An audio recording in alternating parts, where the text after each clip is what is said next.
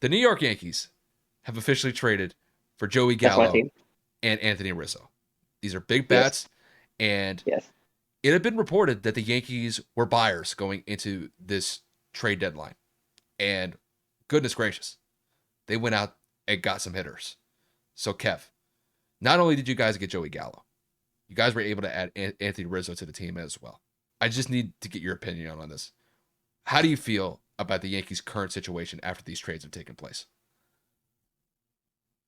I'm hyped. I'm not going to sit here and say I'm not. You know what I'm saying? I'm definitely excited for the ability that we're going to have now to have not one, but two powerful lefties in the short porch that Yankee Field has in right. So I'm dumb hyped about that. What gets me more excited is the fact that we did not give up all of our top prospects. After the Gallo trade, we still had all 10 of our top 10 prospects in our farm system.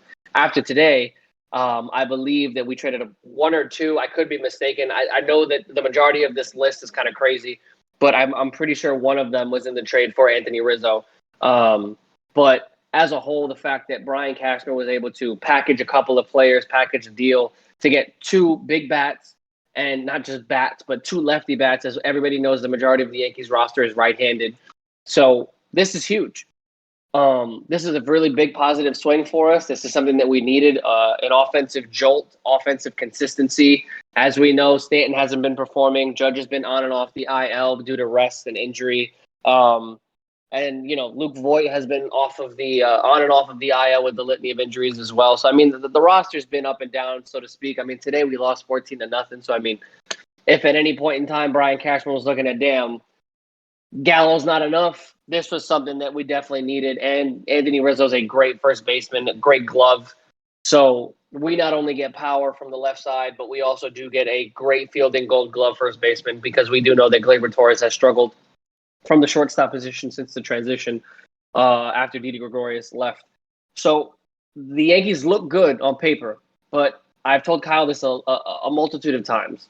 On paper, the Yankees look like they're unbeatable, because you look at a lineup with DJ LeMahieu, Aaron Judge, Giancarlo Stanton, Gary Sanchez, Luke Voigt. You know what I'm saying? You think, damn, they go hit like 400 or 500 home runs. I know that's not a realistic number. I'm just saying in general. Like, you just see power on the lineup.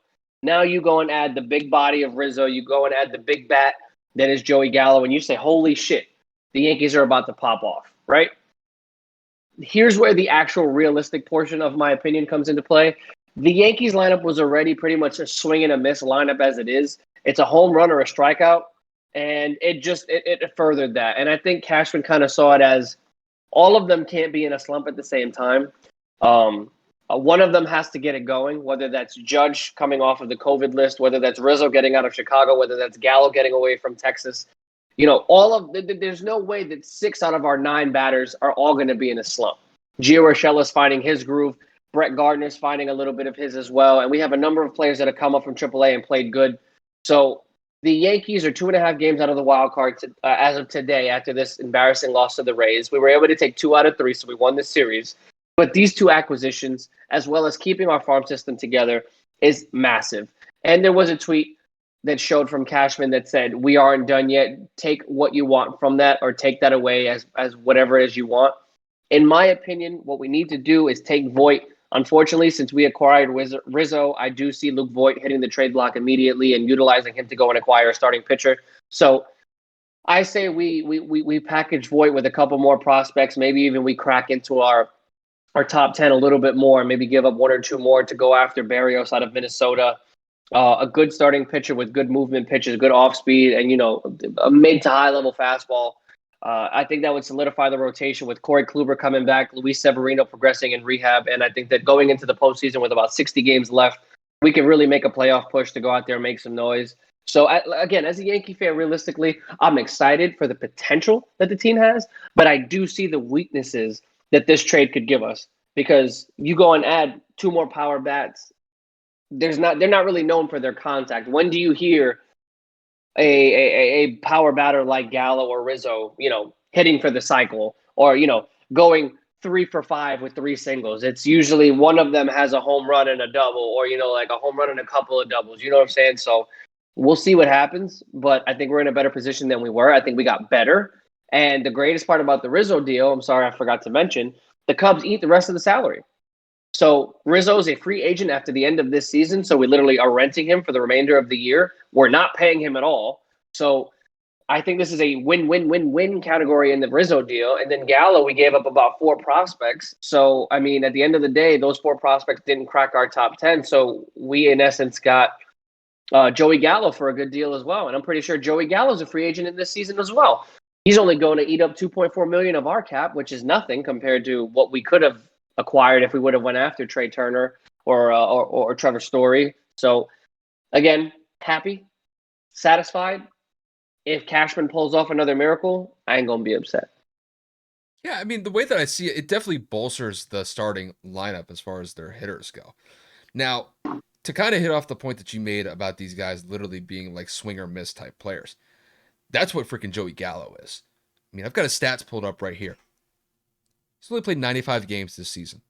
Still leaves about 65 games to go. 65, 70, somewhere around there. He already has 125 strikeouts on the season.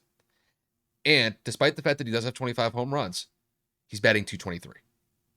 So, I mean, that's like Gary Sanchez type numbers, my guy.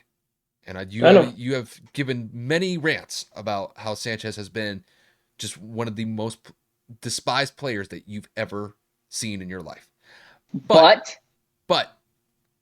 I think the Anthony Rizzo one is kind of a better move as far as the hitters go because he is a more consistent hitter. I think he's batting somewhere in around 250, 255 this season. And he has under 100 strikeouts on the season. I believe he only has like 50 or 60 strikeouts throughout the entirety of the season. So I do think that out of the two players, I think that Anthony Rizzo is going to be a far more reliable hitter for the Yankees moving forward for the rest of the season compared to Joey Gallo. I think Joey's definitely going to provide some fireworks for the Yankees simply just because the guy is a home run threat as soon as he gets to the plate.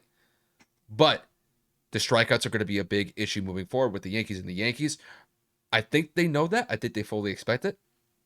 But I think it was still a trade to make here, simply just because, Kev, I mean, they just can't get it together this season. They've been so inconsistent.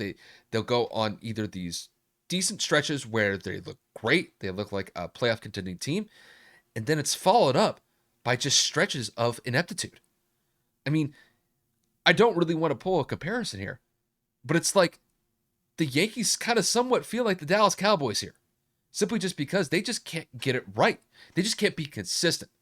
Their pitching would look great for a month or two, then it falls off, and then the hitting goes off. It's just they can't get those two to mesh at the same time where the pitching is on point and the hitting is on point. And until that they can correct those issues moving forward, I mean, even if they make the playoffs, I think they have still a decent shot to make the playoffs as a wild card team.